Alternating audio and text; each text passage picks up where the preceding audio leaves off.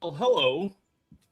We are on the air after some technical difficulties. I am the emergency host being called in here. How you doing, Pete? Um, I'm all right. That's good to hear.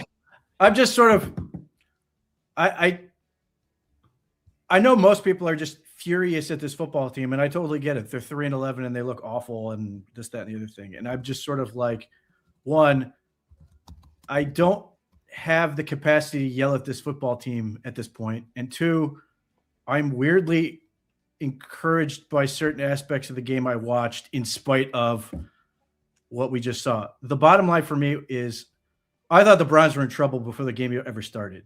Like, I thought the Browns were in trouble the second I saw the first injury report. The Chicago Bears are really good. And frankly, I think the Chicago Bears are what the Browns aspire to be. And I thought, to me, I don't know about you, Barry, but I watched this, and I watched what the Browns were when Kevin Stefanski first got here, at least on the offensive side of the ball. Mm-hmm. They ran the hell out of the ball. They just moved people off the line of scrimmage. They had two backs. And then, did Caleb Williams really tear up the Browns? No. But when they wanted him to make a play, there were a couple plays where he just great. You just weren't going to beat him. I mean, whether it was the ball in the end zone, he put it between two defenders. I don't know what the percentage chance of that was going to happen, or some of the toe touch passes they had. I just sort of threw my hands like, what do you want me to do with this? You don't have Denzel Ward. Mm-hmm. I don't know how many people even know who Sam Webb is. And that part of it was just sort of like, I guess in many ways expected. I think the Browns were, I'm not excusing it by any stretch. I just thought the Browns were sort of due to have this sort of game. And the defense sort of stabilized for a little while. And then ultimately the Bears just sort of took over. And, this is sort of the result. And in a weird Sunday where basically there were two competitive football games in the 1 o'clock window. Every other game was a blowout. The Browns were weirdly like one of the closer games, which is, this is where I complain that the season's too long. And this is sort of where I say why. But here's the flip side. Here's why I'm encouraged. I thought Shedeur Sanders in this game was better than he was against the San Francisco 49ers. And I know what the stat line looked like. I know what the numbers are. In the San Francisco game, he had a cleaner sheet. He threw for a touchdown. But in that game, the 49ers defense was putting no pressure on him, and he just wasn't pulling the trigger on open receivers. The Bears presented a challenge that Shedeur Sanders really has not seen all that much of. He has not been great at diagnosing zone. This is and different defenses that he saw coming out of college at times confused him. And you saw that, I think, at the beginning of the football game. Now, obviously, this whole game was sort of set to pace by the fact that the Browns' run game was non-existent. The offensive line was Joe Bitonio and four guys for large parts of it. Garrett Dellinger, who's been here for 20 minutes, had to play guard when even in pregame warm-up, he was the backup center. That's how depleted they were. We had Tevin Jenkins go down, and you're saying, oh, great, Zach Zenter's going to be in there. Well, Zach Zenter got himself hurt in practice this week. Mm-hmm. Whatever, I'm not blaming him. And so you're down to the right guard 4 already. So it sort of set the tone for this, that Sanders was going to have to throw a lot. The defense knew that. The defense could sort of just sit there and attack. And I thought he had some issues early processing it, and then I think he started to figure it out. But it was the stuff that I sort of liked was that he didn't bail from clean pockets. He stood in there. He actually did a nice job, I think, evading certain situations and finding space to work. I think he used his legs to scramble effectively for the most part. It's a shame that Booth Review, which seemingly only, I should say replay assist, only seems to come out for the Browns when it's going to screw them. It was the right call, but I just never see I just don't see it deployed all that often. And then, when he saw the shots, he took them. Like, we've sort of seen this like trickle of Isaiah Bond of positive things. We're like, oh, Isaiah Bond. It's getting better every week with Isaiah Bond. And he had two receptions, one for 47, one for 42. It's a shame they couldn't turn those into points. They had more opportunities with Bond. Even Shedeur Sanders saying in the postgame he wants more Bond. And it just came down to he either didn't see it quickly enough or he couldn't get enough into his throw because he's facing pressure and left a couple of those short. But like he seems to have found an answer for when teams are just going to put so many guys in the box and send so much pressure that he's got a guy he can throw too deep. There are still things where I think he needs to come up with better answers quickly. And at times where you see him get a little bit confused and not be quite sure what to do. But overall, like I see him sort of figuring this stuff out. And even watching him in the post game, like they lost by 4 scores. And yet you can sort of see his enthusiasm in terms of like, the losing sucks. I'm sure he can't enjoy taking the hits he's taking, but he's like eager to keep learning, which I take as a good thing. And for the most part, he's got a good attitude with that stuff anyway. So it's not like out of character, but it does seem like he's sort of in this mode of just feed me, give me more information, give me more stuff to do. The 3 picks, the play action, he turns his back to the defense. He's throwing it before he's really looking at anything. They had a linebacker underneath. I like the play design. You just didn't see it, coach it, whatever. That's fine. The second interception, it was a great ball. Terrific ball. He put it right on Judy's chest. Yeah. Couldn't snag it. Jalen Johnson did a great job of playing the ball, intercepting and getting a touchback. And I thought Judy had 2 good weeks. And largely I thought he played okay in this game, but it's one of those things where it just sort of comes back to the Jerry Jeudy that gets people so frustrated. That's a touchdown. You got to get it. It's not like you're throwing that ball to Isaiah Bond or Gage Larvadane. This is the guy that you expect to be the playmaker, and he didn't make the play there. So that stuff's frustrating. Having said that, I'm not going to put that on Sanders. I'm going to sit there, great throw. I want to see you do it again. Hopefully the next time they catch it, in the same way that, 2 weeks ago, 49ers game, he misses that throw to Jeudy, and I'm sitting here going, great.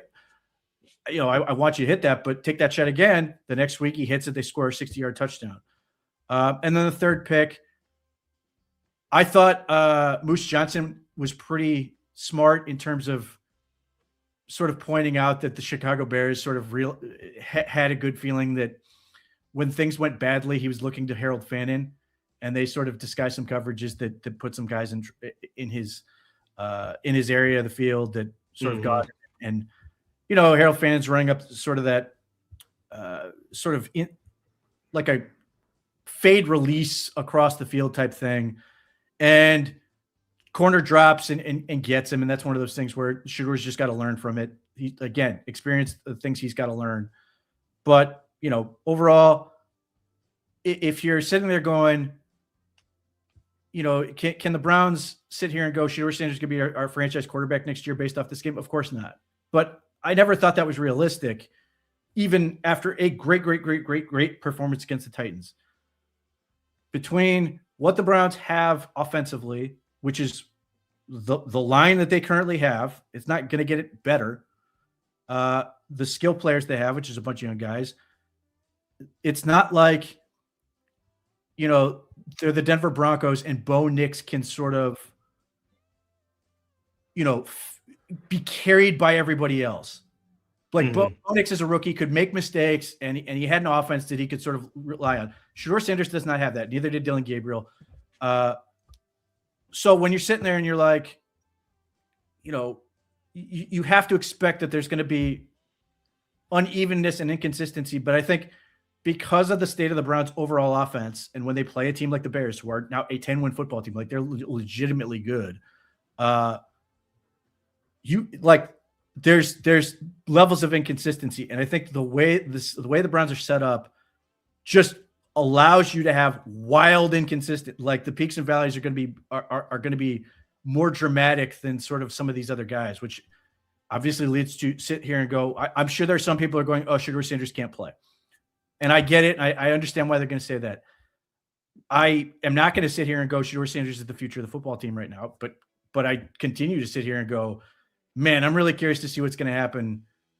The rest of the 3 games, and then after an off season, because I think there are things that he's doing, which it's difficult to sort of, because like I've talked about this, like you never know what's going to happen. Like everybody wants progress to be linear. Everybody wants to go, well, there's just going to be a line. It's going to go up, up, up, up, up, up, and work their way up. That's not how this is going to work. And it's going to, you're likely going to run into epiphanies. And I think, or your stagnation followed by epiphanies. And I think Shedeur legitimately had an epiphany between San Francisco and then Tennessee. Now he may stagnate for a while, but just what he's shown me in the time he's been with the Browns is stuff that he just simply had not done in college in 4 years. And the improvements he's making are very encouraging. I'm not going to bet my job on him. I'm not going to bet my franchise on him at this point, but like, damn, I'm interested to see what this kid can do when you spend the time and energy into him. But my takeaway from this football game is more about what the Browns need to do on the offensive line than anything. Like I just sit here embarrassed and go, man, I want that. I want that back. I just sit here and thought about 2020 and going, man, I miss being able to just go, yeah, we're running the ball and you're not going to do anything about it. I think a running back that can do that. I think Quinshon Judkins can be an excellent back. They just need the guys up front badly. And the Bears have it. The Bears made a trade to get Joe Thuney. They signed Drew Dahlman. They drafted Darnell Wright, who I think is in year 3, who's a big road grading guy. They got Ozzie Trujillo at left tackle. They've got really, really good. They've got that same center guard scenario where the Browns had for so long. It was a strong contingent. They need to. I hope they can get back to that. Luke Whippler's just small. Like I like Luke Whippler. I think he just works his ass off. Like I will never question the dude's effort. He goes as hard as he can. But there are times when you're just like, man, he's just little. And I don't know how far you can go with that. I think if you're going to live in a world where Luke Whippler is your center, I think that's going to require very, very big flanks that can really load off of him. So I sit here, and again, he's going to get 3 games as well, so I'm hoping he can improve. But like, there's the one play where Billings just ran basically right over him in pass protection. Just, oh man, that stuff leaves me very concerned. If I was going to say the positive for the offensive line, both overall this season and this game, it might be KT Leviston. He's getting better. Yeah. I don't know if I would say that KT Leviston is an answer at anything, but I just have to sort of remark on the fact that this dude got here when camp was over, was obviously put in a huge disadvantage, and then immediately had to go in and play because the Browns injury situation. Jack Conklin has not been able to stay on the field, struggled in public in front of everybody, looked awful, looked unplayable, and has continued to have to struggle in public and just do the whole thing. And yet Montez Sweat is a very good player. Did he get some stuff against the Browns today? Yeah. Overall, I still think KT Leviston did okay. Again, much like Shedeur Sanders, I'm not going to sit here and go KT Leviston's going to be starting right tackle next year, but I think he's going to be in the mix to compete. Hopefully they're going to add a half a dozen guys over the course of the offseason, but that part of it is interesting, and it comes back to, and we'll see what's going to happen with the coaching staff and everything. Obviously, people know where I'm at. I'll say the same thing I say every week. You can fire the coaching staff. Like, the record is what it is. You can sit here and go, they should fire everybody, and I can't tell you are wrong based on 6 wins in 2 years. I am very curious. One, I do like what I see from Tommy Rees. 2, the thing I don't have a good handle on, and I don't know that we'll get an answer. I would love to. This is one of the things where I'm disappointed that Andrew Berry didn't do a midseason press conference. I would love to know if Tevin Jenkins and KT Leviston are an indication of what offensive line coach Mike Bloomgren wants to be, because they, to me, look like the guys he would want when he coached at Stanford. Guys are going to get off the ball and move people. And if that's the case, and that's sort of an indication of where they want to go, like, sign me up for that. Get me bruisers up front that can do that, and we'll figure out the pass protection I just got to get guys who can move people off the ball. So those are sort of the things I sit here and watch an offense. Harold Fannin still continues to be really good. Mm-hmm. But obviously now he's so good that the other team's like, we gotta stop him. So now absolutely. The question is now, what do you do? Obviously some of that's got to be more Jerry Jeudy. And again, outside of that one play, which was bad, real bad, awful, all the things we don't like about Jerry Jeudy, I thought he did okay. Had a couple nice catches, did some nice things. Obviously they need more. We've talked about this to death. They need more wide receivers. Not having David Njoku because he's hurt limits them a little bit, I think, on the line of scrimmage as much as anything else. But that's sort of where I'm at. Did I miss anything offensively? I don't think so. Now, Pete, I'm looking at the comments here, and people are unhappy, and they should be unhappy.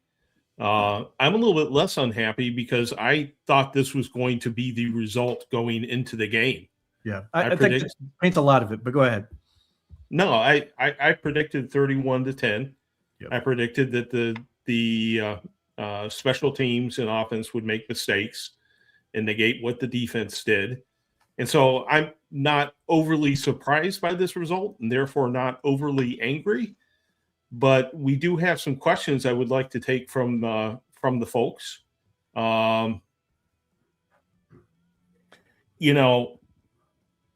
Did you see in Sanders, I thought I did, improvement in some areas that made me more confident that he might be the guy? Now, obviously, he had Joel Bitonio and a bunch of former refrigerator repairmen on his line. Refrigerator delivery guys, not really repairmen. Making it very difficult. They couldn't run the ball. You saw what Caleb Williams is able to do with decent production, and when they were able to run the ball, Shedeur Sanders could not emulate anything like that. Mm-hmm. They don't have the depth at receiver either. But did you see signs, from Sanders, despite all the disadvantages and the fact he was certainly not getting 3 seconds to throw the ball again this week? Did you see things that encourage you? Yeah, I'm very curious to know, I would love to be on a fly on the wall or have a headset on and listen to the messaging between in the game and in the meeting rooms. Because there's part of me that thinks that a big part of what they're trying to do with Shedeur Sanders that is at Colorado and at Jackson State, he had to be the offense. And the expectation was to win football games. They basically said, you've got to do it. You've got to do the whole thing. And it obviously allowed them to win 9 games in their last year. It allows to have some great plays. It also creates bad habits and some of the stuff that now the Browns are trying to sort of unlearn and reteach into different habits. What I'm curious about is if the Browns sit there and say, listen, man, the record isn't going to get fixed. You're not going to save this team by yourself. Mm-hmm. What we want you to do, we want you to play smart football. We want you to do all these things. And we want you to try to win the football game. But we are more worried about you doing things correctly than trying to win and to win the game and doing it wrong and to do it incorrect. Right. And I can already, I'm sure some people are gonna be like, what do you mean? If they win, that's gonna get. I think part of the reason that Shedeur Sanders is improving is, one, he's working his ass off. First and foremost, he gets all the credit because he's doing it. But I do think this is what I wonder, if the Browns are basically like, all we want is for you to do as much as well as you can. We're trying to execute certain things. Obviously, they have stuff they're trying to do with Tommy Rees, but we're just like, listen, man, we got to play it as it lies, but we want you to get better. We want to come out of every game going, this is stuff we emphasized on, particularly with his footwork, particularly with his pocket awareness, because it seems like they're getting at, and maybe they aren't telling him that, and they're just all coming together and doing this whole thing really well, and we're just getting that. But he's and I even in our forums, I tried to point this out, Go watch him again in that third preseason game and compare it to what you're seeing from him now.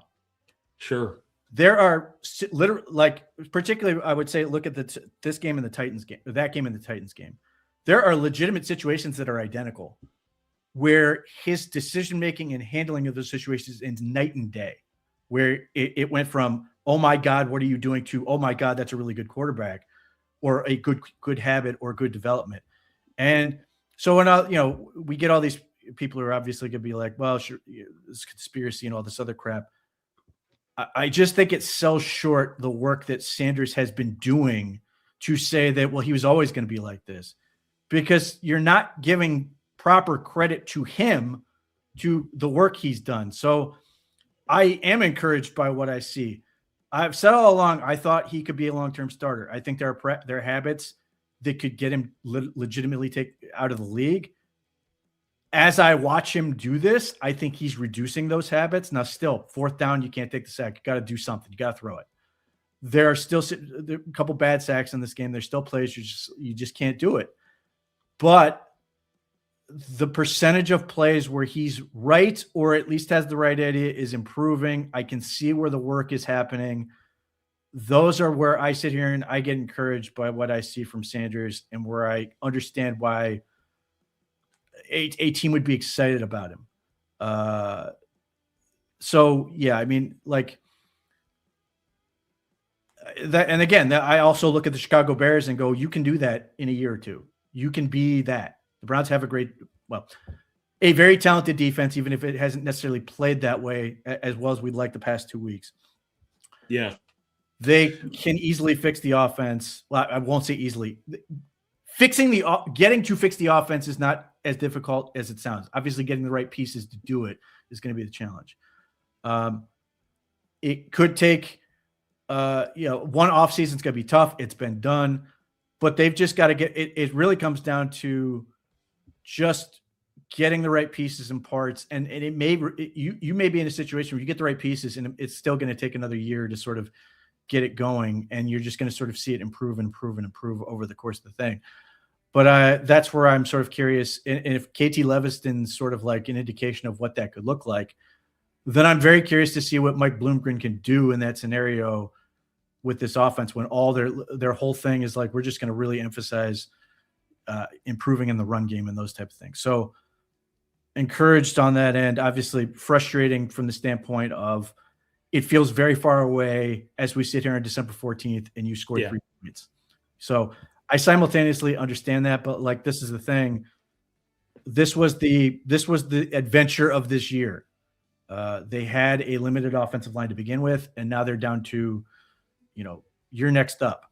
Like, we're at that point where Barry's the next guy up if somebody else gets hurt. So, that's a tough spot to be in. The benefit you get from this is similar to the one you got at quarterback, where it allows you to try whatever the hell you want. You can go nuts. The Browns got so much criticism for, why on earth do they have so many quarterbacks? This is why.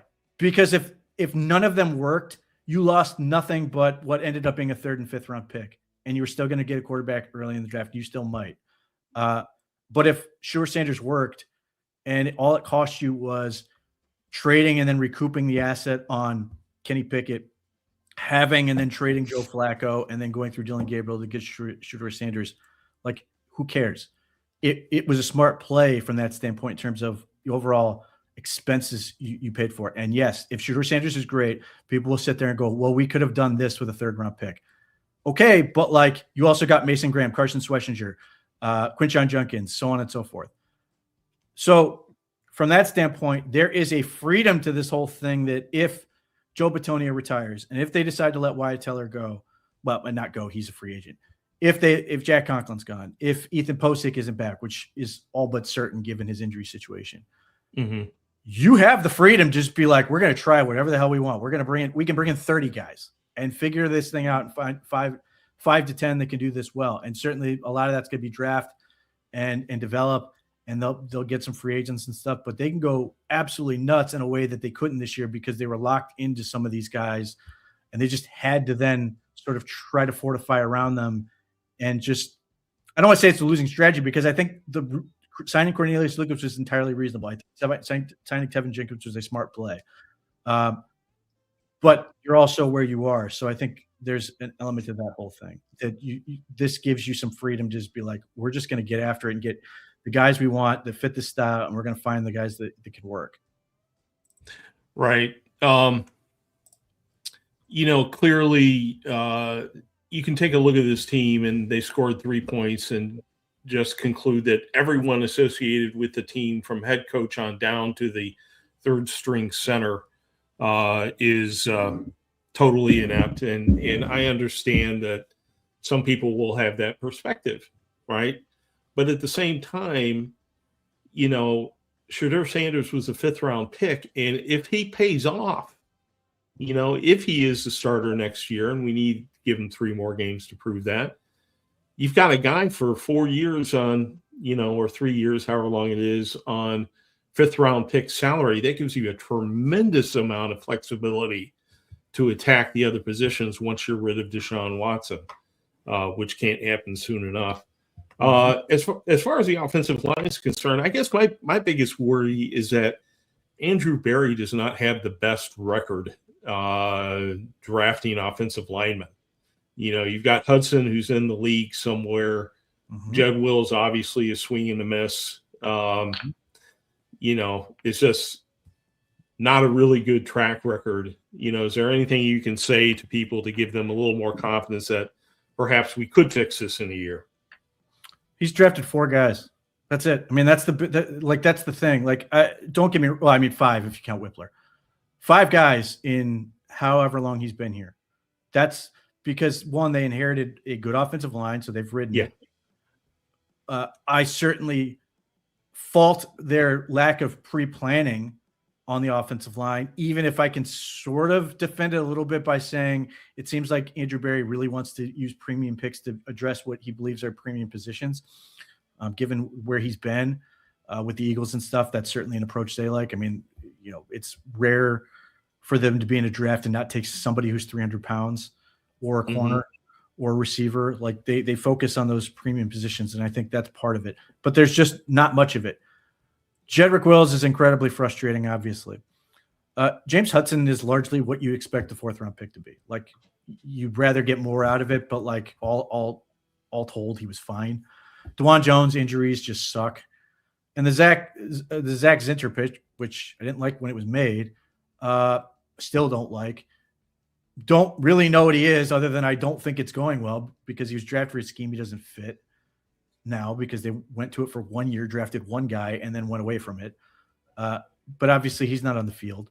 And then you got Whippler, who I think is fine, might just be a backup center for a 6th-round pick is fine. So then you get DeJuan Jones and just injuries. So that's part of it. So you give him credit for signing Jack Conklin. Absolutely. Got him, and then he became a first-team All-Pro. I think some of the moves he's made has been entirely reasonable, but the draft record is just so wildly incomplete.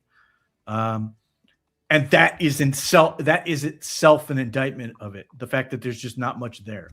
At such an important position, where I compare it to, like, I think defensive line, he's at like 9 guys, because he's just given Jim Schwartz all kinds of players since he's been here, which includes both draft picks, free agents, trades, everything he could possibly ask for. So now it's obviously time to go the other way.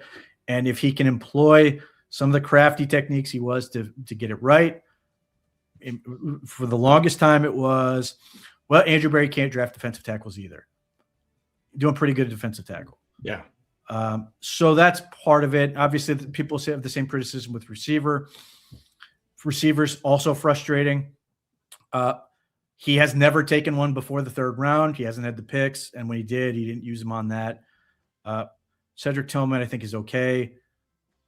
3rd guy, I still think he's best served as number 3. He's a really valuable player. It's just, you just need more. And then you get like Schwartz was a weird gamble. Jamari Thrash, 5th-round pick. Donovan Peoples-Jones was a good pick for the 6th round, but obviously they haven't gotten anything that's really stuck.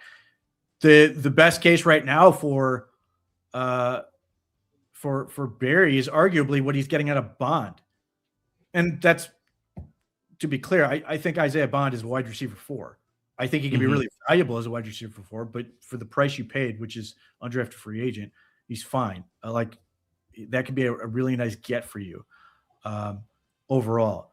But it's the same thing. We haven't had the picks because of the Deshaun Watson trade, and then when they've had the picks, they've used them on other things. So they've taken obviously Mason Graham, they've taken Greg Newsome, which has become Tyson Campbell, which is a good player.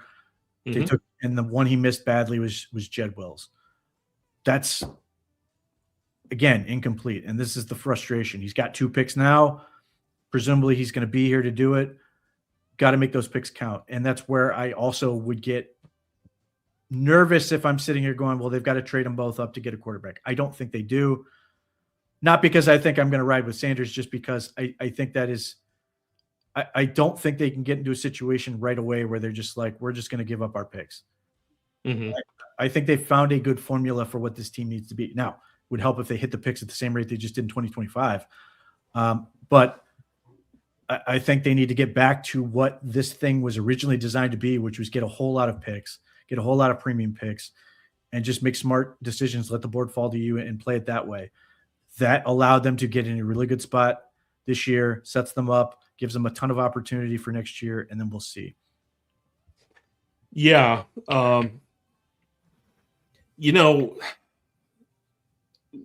it comes to picking receivers, I'd argue that Harold Fannin is about halfway to wide receiver. Yeah. And they did a pretty nice job with him. Yeah, I mean, he's done well with tight ends. He's done a nice job when it comes to the tight end position. David Njoku is a good player. He got a nice value out of Harrison Bryant. And regardless, to your point, if let's live the dream, Barry, and we take Carnell Tate, and for a moment, we've lived the dream and we've taken Carnell Tate, just for the sake of argument. And you sit here and go, I'm adding Carnell Tate to an offense with Jerry Jeudy and Cedric Tillman, but you're absolutely going to include Harold Fannin in that conversation. You can call him a tight end or whatever, but you're absolutely calling him part of the passing game in the same way that. I'm not trying to put him on this level, but it's in the same way that you say for the last 10 years, it's been Chiefs passing game. They haven't had great receivers, but Travis Kelce's always the first name, right off the rip. So that is sort of the path that they're on, where Harold Fannin becomes just this massive weapon. And I think what the Bears game hopefully will unlock and allow is that because teams are now so worried about Harold Fannin, or at least very aware of him, that he's going to be able to do the thing I think Harold Fannin is always going to do, which is be a force multiplier. I thought Isaiah Likely, when the Baltimore Ravens drafted him, was a force multiplier. He just makes everything else pop a little bit more because he's just such a weird matchup. You have to figure out how you're going to cover him. And if we're that worried about covering him, it leaves other things potentially wide open. And now the way Harold Fannin's going, I think that's allowing some of these other things to open up. So if you get a Carnell Tate, and all of a sudden everybody's got to worry about Carnell Tate and Harold Fannin and Jerry Jeudy and Cedric Tillman on down, and hopefully they have a line that can block, and then suddenly the offensive line can allow Quinshon Judkins to be those things. And that's before we're even talking about the guy under center. Then I think you're going to be in a significantly better place to be. Obviously there are people who want to fire the coaching staff. Regardless of who's coaching this team next year, these are the challenges they're still going to be facing. And the fact of the matter is, regardless of who's coaching this year, we're probably still talking about the same players, hopefully, in terms of what that would look like. So we'll see from that end. The one thing I would touch on defense, obviously Myles Garrett got to 21.5 sacks. I think they're officially gave him a sack and a half. What I find very funny with this whole thing with Myles Garrett is they are very focused, obviously, on his tackle, on his sack record. One, I think the box score is just straight wrong. He got a free tackle for loss off of Caleb Williams, and they made this whole big production about, he doesn't get a sack for that. I'm just sitting here, but he needs the tackle for loss too. Right. He's trying to get to 39 before the end of the season. I'm amazed at what teams are doing to try to take away his impact. having said that, there are a lot of things I thought the Browns did not do particularly well on defense. I feel like somebody got in Mike Hall's ass this week after what I thought was not a great week last week. He played way better this week against the run. Way better against the run. But I fall victim to this as well. Denzel Ward frustrates me at points because he's not a great tackler, and he does some stuff in zone coverage, which just drives me insane. But when you don't have him, it's ugly. It's real ugly. And obviously, look, the Browns clearly need more corner depth anyway. They are not strong with it. Losing, this was the game where I think losing Martin Emerson, you just sit there and go, man, brutal. Not having him just kills you, because all of a sudden, I like Miles Harden, but when you don't have those bumpers in the form of Tyson Campbell and Denzel Ward, it sort of leaves him out in space. I think that's a little bit true of Ronnie Hickman as well. I like Ronnie Hickman. I do not love Ronnie Hickman. For those same reasons, I think if I was just sort of ranking guys sort of on the defense that are starters, I think those guys are 10 and 11 in terms of, the best player on the group. That's okay for where they are on defense, but obviously those are considerations I think they're going to have to continue to look at. They need more corner depth. I guess my answer to safety would be to find somebody who can do the other element, be the free center fielder that can sort of balance out what Ronnie Hickman does well, because he does have some strengths. Mm-hmm. But that stuff, obviously on the list of priorities, not a huge deal. But some of this I just put on the Chicago Bears are really, really good in this game. I just was amazed at some of the execution they had. And I love a lot of things about what Jim Schwartz does. There are times where I wish they had a guy up front with some more size. There are times where I love Mason Graham and Mike Hall and the guys they have in there. And I thought Shelby Harris played reasonably well. There are times where you're in a league with these guys who are 330 and your guys are 290. And it's just, there are times where it feels like that. I also felt like the other thing that made me very jealous of the Chicago Bears, this is the first time I've seen Carson Schwarzenegger get knocked over by a running. He has decleated Derrick Henry. He's decleated Ashton Genty. He took a couple shots that I just have not seen him take this year from a running back between Monangai and Swift. I took that, and maybe it's just my reaction at the moment. I sort of took that as sort of a barometer for how this defense feels right now, because that kid's obviously been incredible, and he still played pretty well overall. But it just felt like that was sort of the indication of where they are in terms of just the wear and tear over the course of the season. This team is starting to feel a little bit, feel the fatigue, feel the physicality wear on them. That yes, the Browns have some very, very good players. Carson Schwarzenegger is a stud, but he is a rookie in his first year, and you sort of have to be able to accept that there's going to be a little bit of that. The other thing that I sort of watched, Alex Wright got a sack, which was great. I felt at times where I thought he was doing a little too much reaching as a tackler, as opposed to moving his feet, which was a little bit frustrating. But I'm not going to get too mad about the defense. I do hope, and I'm glad I saw more Mahmoud Diabate.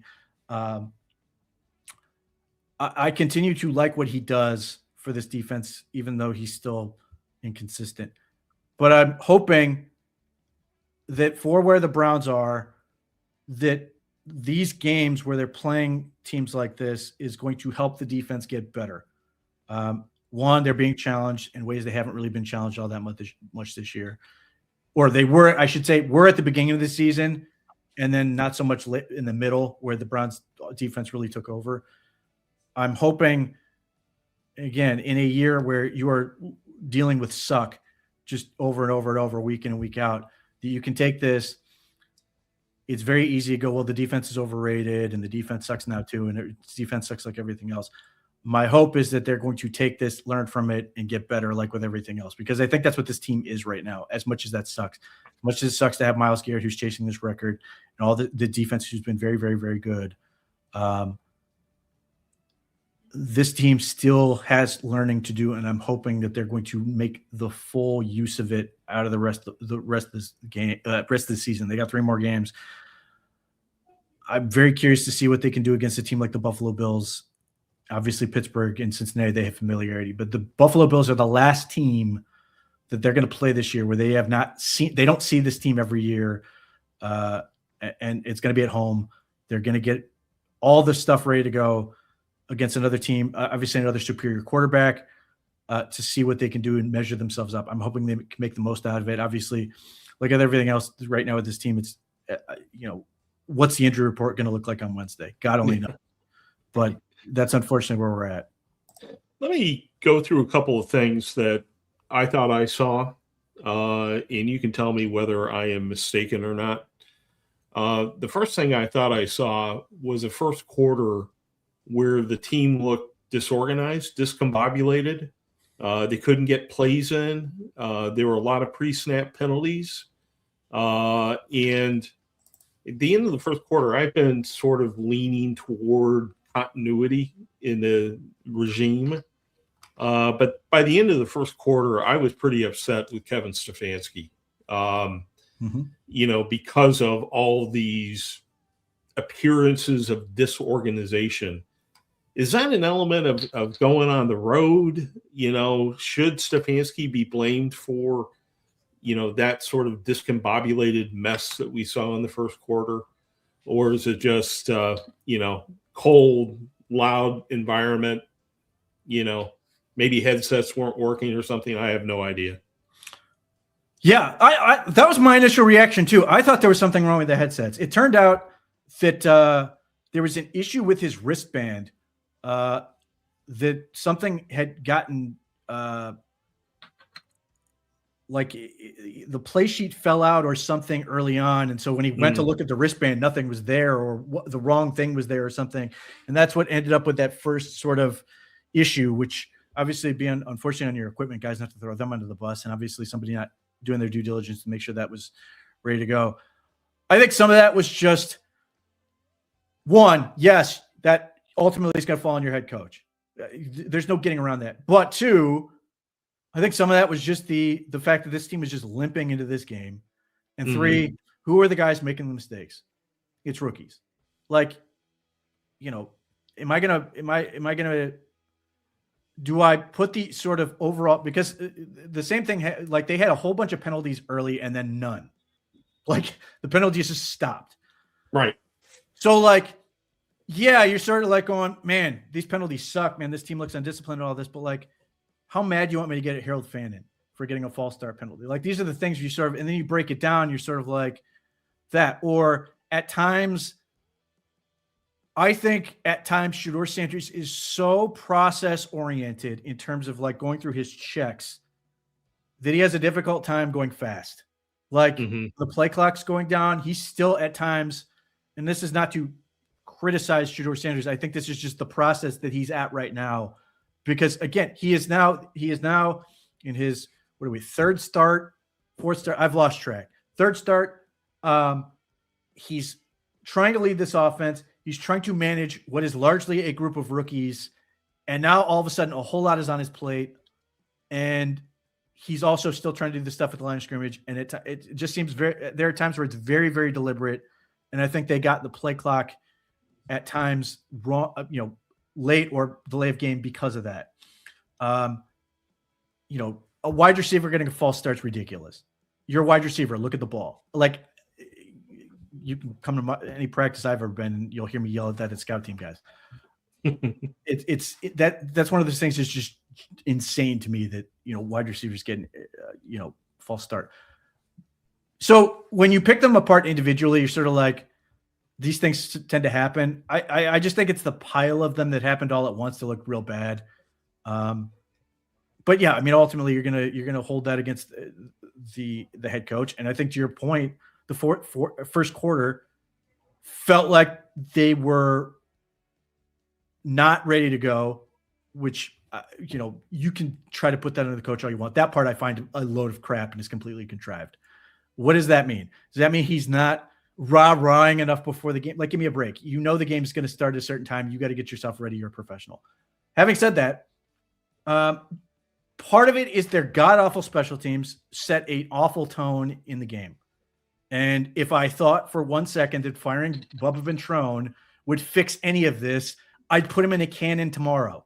It's not going to fix it. Like the part of the problem is like when I watch special teams, and this is the other issue is like when you watch special teams failures, it's not always clear what is going wrong. Mm-hmm. Like there is no way in hell Bubba Ventrone, who I have said all along, the day after the season, I think he should be gone. I just don't think you can defend bringing him back. I know what the DVOA says. It's historically ridiculous. Having said that, like when two guys, there's no way in hell he's telling these guys to lose leverage or to have one guy go one way and one guy go the other way to open up the gap. I do think there's a talent component with this. Mostly, I do think there's a scheme element to this in the sense that it just seems like there's always one player away from this thing being completely awful. Like it's never a situation where like, okay, one guy screwed up and another guy makes the play. Like it is always like the margins for his unit for whatever reason just seem to be incredibly thin in a way that I just can't like, I cannot deal with.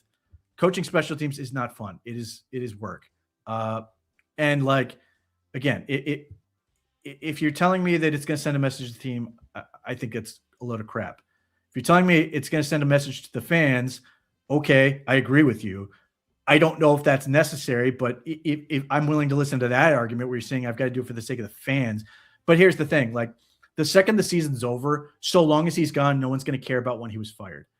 That's one of those things we forget about so fast. Nobody's going to care when assistant coaches are fired. They're only going to care that they are fired. And the season is borked at this point. You know, and at this point, honestly, the special teams being so bad is in some ways useful because one, it ensures the draft pick, which I'm fine with at this point. Like, screw it. I'm here for the draft. And two, if I'm going to fix something over the course of an off season, I'm okay with special teams being the thing I've got to fix. Obviously, the Browns have way more to fix than that. The other part that I sort of look at in terms of considering with special teams, and the Browns are sort of in a weirdly unique position with this. The Browns have leaned so much into having so many young guys at the bottom of their roster, as opposed to just guys at the end of the roster. Like, yes, the Browns are signing some guys. Obviously, they signed a kick returner for this year because they wanted a guy who's a specialist at doing the thing. Mm-hmm. But let's take a guy like Gage Larvadine, for example, who's an undrafted rookie. Gage Larvadine is not only the punt returner. He's also worrying about being a wide receiver. If it was when Aiden Huntington, who is now hurt, has been on this team, he has been worried about being a defensive lineman, a fullback, and a special teams guy. I think to some extent, and this is not an excuse, I just think this is explaining the reality of the situation. You have some guys that you bring in who are literally mercenaries and do special teams is my life. I do this all day, every day. I'm going to make the team. I'm going to earn a job in this.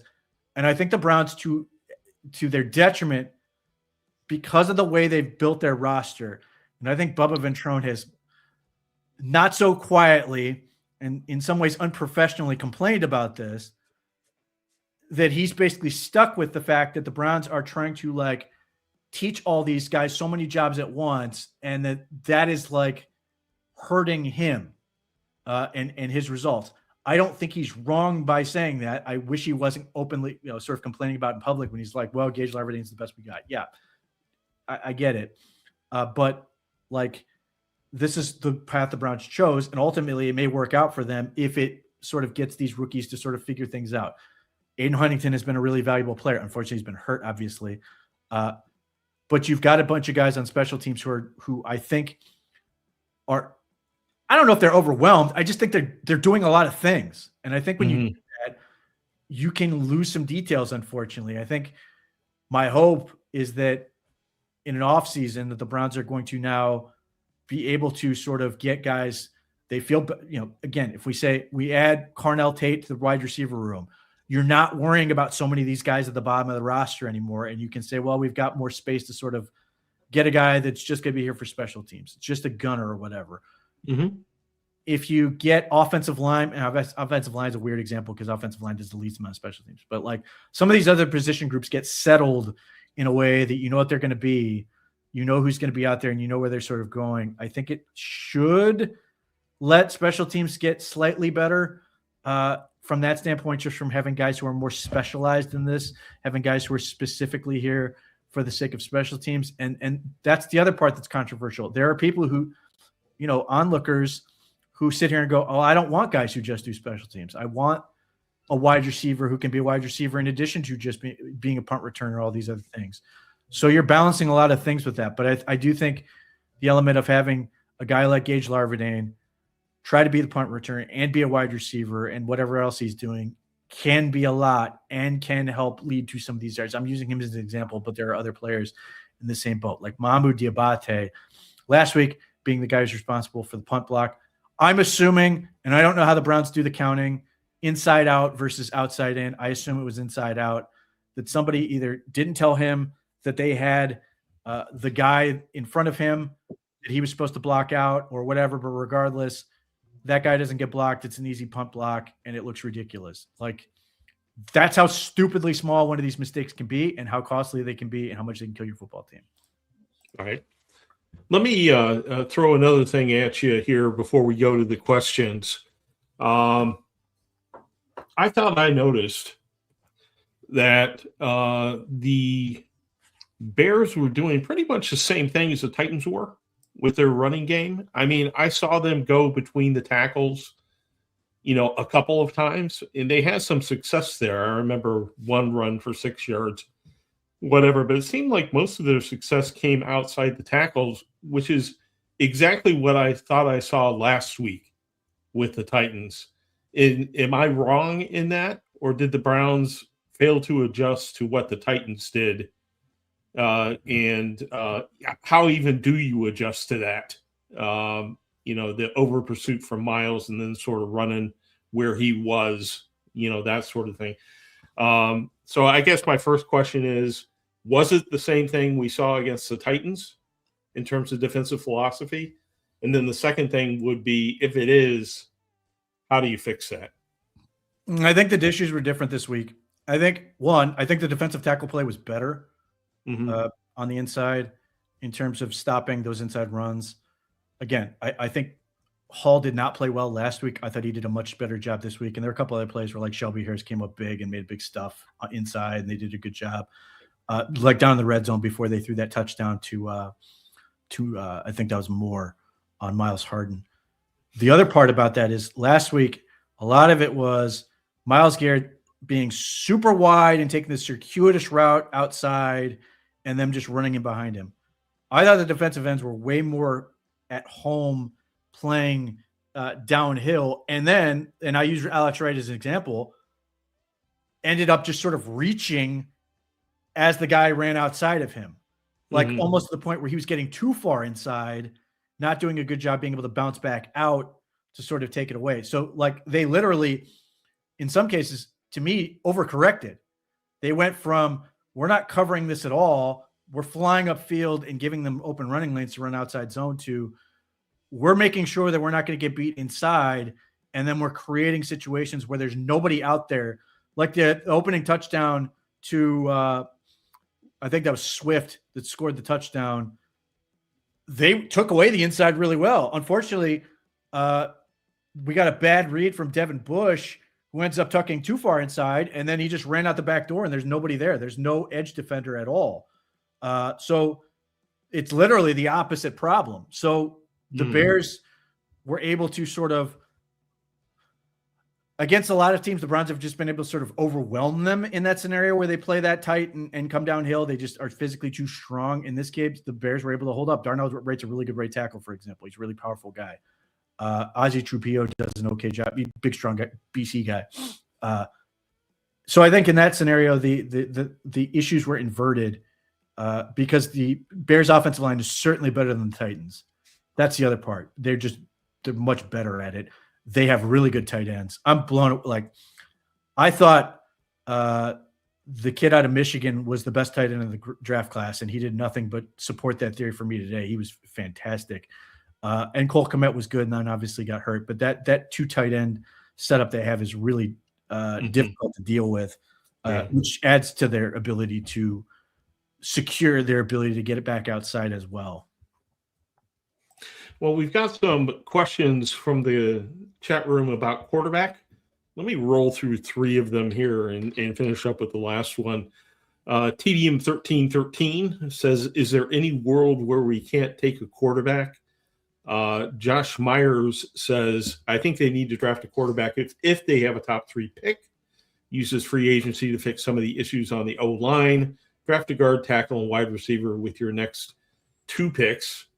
And then Carlisle Knight says, do you think if a new coach comes in, he will want to pick his own quarterback?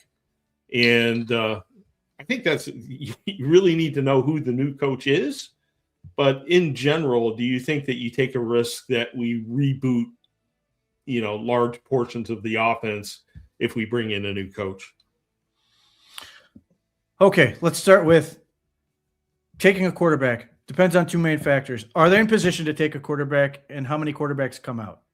If Dante Moore stays in school and Fernando Mendoza is going to be the number 1 pick, and Ty Simpson isn't what people were projecting to be, let's say he's a mid-first round guy, do you really want him to take him that early? Probably not. So in that scenario, or if the Browns just win their way out of position, then I don't want them to. Obviously, things could change. If the Browns make the decision that they're going to bring in a veteran quarterback, that's going to happen before the draft. You're going to know that ahead of time. They're going to sort of forecast what they're doing before they ever get there. But just from here, it's really difficult to envision a scenario where the Browns are going to knock out their entire offensive line and receiver need, and then be in a position where they can then trade up to go get the quarterback. Right. So that's where I sort of have an issue of, I'm not going to say the Browns can't trade up and do it, but I think they would have to trade up before. I think the schedule works against them in terms of when teams are likely to do a deal. I don't know how many, whoever owns the number 1 pick is going to be like, yeah, we're here in March and we're ready to make that trade, because the Browns are sort of like, hey, we've got to figure out what we're doing here. So we've got to put up. That makes it really tough. If the Browns are not in position, they can absolutely use their picks. Hell, I would love nothing more than to trade down a little bit, get more assets, presumably in 2027, keep the gravy train sort of rolling from that end, and then really attack your needs. To the idea of a new coach, this is the part where I have never understood the thought process with. Well, I mean, I guess it's just a lack of ability to sort of understand how this thing works with the people who think Shedeur Sanders is both the answer and then Kevin Stefanski is their enemy. Because I think the second Kevin Stefanski's fired, if that's the path they go into, Shedeur Sanders is potentially boned at that point. Not that they're going to necessarily get rid of him, but there may be coaches who do want to do that. But that they are that's exactly what's going to happen. That they're going to sit there and go, this isn't my guy. Why would I do this? I'm going to get my guy. Because that's so often how it works. That's not to say there's no coach out there who's going to say, I'd be happy to work with Shedeur Sanders and make him my franchise quarterback. I just think that happens to be the person who is his father.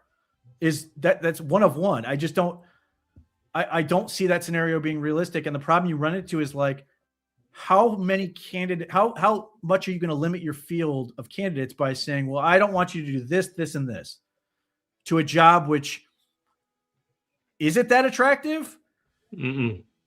And other teams, if they fire their coaches, do their jobs instantly become more attractive? And that's where you're in this really awful situation. So if you're somebody who's sitting there and going, man, I want Shedeur to be the Browns quarterback, but I want them to get a new coach, I don't know that you're connecting these two things the right way. I think Kevin Stefanski, one, has been really good for Shedeur Sanders in a lot of ways, has done right by him, even though that's not the popular way to go about him. This whole thing has really been good for him. is his best chance of being a quarterback for the Cleveland Browns. That's where I sit here and I don't follow the logic here, where if you're trying to get rid of Kevin Stefanski, that you're sitting there going, well, the next guy's of course going to take this guy because everybody thinks he's the best quarterback and everybody thinks he's going to be the star. But he went in the 5th round. There's no investment there. And that was even the thought process that the Browns had when they took him. And the Browns liked him. As we reported at the time, this is the other part, like, you're somebody who thinks like, well, the owner made them do it. We reported back in March that when, teams, Lane reported that when teams were talking to Shedeur Sanders, and we saw the whole big thing about former head coach Brian Daboll saying, bad interviews and all this other stuff. And there were other front office people who were like, yeah, I don't know that this is a good fit. The Browns said, quote, they found him open, charismatic, and confident, and they really liked meeting him. Like, they've been one of the few teams who have just sort of like, and I do think some of this is a product of just age. My theory of the case in some ways is just being younger has some of these coaches more inclined to sort of understand a player like Sanders as opposed to necessarily. I don't know that he was going to be Pete Carroll's cup of tea, for example. But nevertheless, I think Kevin Stefanski is their best hope. And if Jimmy Haslam's like a big fan of, Shedeur Sanders and Deion's and, showing up to the games and he really likes all that, I think that might be more reason he sits there and goes, yeah, I don't know how well this job's liked. I'm still dealing with the Deshaun Watson thing. Kevin Stefanski takes all the bullets for me. And if I fire him, I'm going to take everything. It's going to all be on me, including if Shedeur Sanders is no longer the team's quarterback, then it's going to be on the owner. Kevin Stefanski is very useful from that standpoint, including the fact that, yes, I continue to believe he's a very good coach, even if the results don't show it, in the same way that I believe Shedeur Sanders had a really productive day, even though his numbers don't look like it overall. Yeah. Let's go to another question. This is on KT Leviston. Jeffrey Champion wants to know, he makes the argument that Leviston should move to guard next year. Is Leviston, he's a pretty tall guy, right? Is he got the right build for guard, or is he more of a natural tackle, in your opinion? The issue that I always see with KT Leviston is there are times where he just lets guys cross his face. And I don't think that situation gets better at guard, and I think that becomes more problematic at guard than it does at tackle. Since he was at Kansas State, everybody has sort of sat there and gone, well, of course this guy's going to move to guard. And whether it was Kansas State then or the Rams or now the Browns, he's still at tackle. I'm not going to say he can't or won't ever try to be a guard. I just think there's probably a reason he's been at tackle. And I think the results are somewhat encouraging for him at tackle right now. So if he's growing at tackle and they like where he's going, even if that's a swing guy next year, I think he's more valuable there than he would be at guard. I certainly highlight the value of guard play. Don't get me wrong. I think that in a lot of ways is more important for what the Browns need than tackle is. But the fact that KT Leviston looks like he might be viable at tackle makes him more valuable for the Browns at that spot. All right, fair enough. Let's go on to this question from Kelly Black, asking, is there anyone who's an impending free agent that will get extended? And we've got a couple of those. We're not really at the analyzed free agency part of the season, but David Njoku would be one, right? Anyone you think that this team should be aggressively trying to sign again for 2026? Well, I mean, the guys who I think they're going to get signed are going to get signed because they are I don't know if exclusive rights, but they're restricted free agents. Like, I think Ronnie Hickman's going to get signed as restricted free agent. I think Corey Bojorquez is going to get signed as a free agent. David Njoku, I do think will get signed eventually. I will be surprised if they let him go. Inline tight ends are valuable. I think the Mark Andrews contract just continues to demonstrate that. Mark Andrews is not putting up a ton of numbers for the Ravens either. And I think David Njoku's value goes up if they fix the line where he doesn't have to be so much of an extension of it, where he's constantly having to block and maybe chip and release and do some of these other things. He can be very useful in those elements. But I think I do think he's valuable. I don't know how healthy he's been all year. He hasn't looked great physically. But he still has the ability to make plays and impact this offense. And I think he's good for Harold Fandon, because if he's your true why, it opens up Harold Fandon to do some other things. So that's one more hole that the Browns would then have to address as well. So I don't know what that contract will look like. It will just basically look like what Mark Andrews got or something else along those lines. But I suspect he will be back. Tevin Jenkins is another one I think makes a lot of sense. But what's the shoulder injury? Like, if it's serious, then that's a big problem, because that's been his whole thing, is being able to stay healthy. So yeah, I think Tevin Jenkins is certainly interesting. I think he's a useful insurance policy.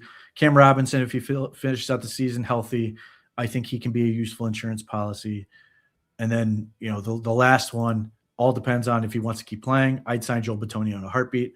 He may be ready to go, but he's still their best lineman, but still far and away their best lineman at this age. Right. He certainly is. Oh, and Martin Emerson, Jack hates this idea. I still think the Browns will bring back Martin Emerson. Okay, fair enough. Last question from Jeffrey. He says, do you think there's a veteran receiver we can get around $10 million who's reliable enough? Now, I don't know if that means for second wide receiver or fourth or fifth wide receiver, but do you think that there's someone around that price range who could be useful to the Browns? No. The bottom line is, if at this point you need to get somebody who's either going to supplant Jerry Jeudy or be right next to him as that wide receiver 2, you don't get wide receiver 2s for that money. In fact, you get wide receiver 2 and for my Jerry Jeudy contract. Beyond that, for $10 million, you're basically getting a Cedric Tillman type wide receiver. The Browns have Cedric Tillman. Yes, he needs to stay healthy, but if he's your number 3, you're pretty happy with that. They need to go up big and get, to me, a premium receiver. If they don't take a quarterback at the top of the draft, I'm taking a wide receiver. If they take a quarterback at the top of the draft, I'm getting a wide receiver very quickly, as long as the board allows it. And maybe there's a trade out there along the Amari Cooper lines. I think there will be some options. I don't know if any of those are particularly appealing, but they can't nibble. They got to go and get a premium dude. And best case scenario, they got to get their own premium guy. So if they are in a world where, they take a second round receiver this year, I'm already going to be looking at a first round receiver in 2027. Right. Yeah, we definitely need that level of talent at that position. And with Jerry Jeudy's regression in 2026, 2025, we just don't have it. Hey, Pete, thanks for hanging out and answering questions and offering your perspective. Pete and I will be back tomorrow night, along with the inimitable Lane Atkins, for the Gang of 3. We hope you hang out and join us for that at 7:15 tomorrow night. Thanks for your questions. Thanks for the participation in the chat. And thanks most of all for hanging out with us tonight. For Pete Smith, I'm Barry McBride. Have a good evening. We'll see you tomorrow.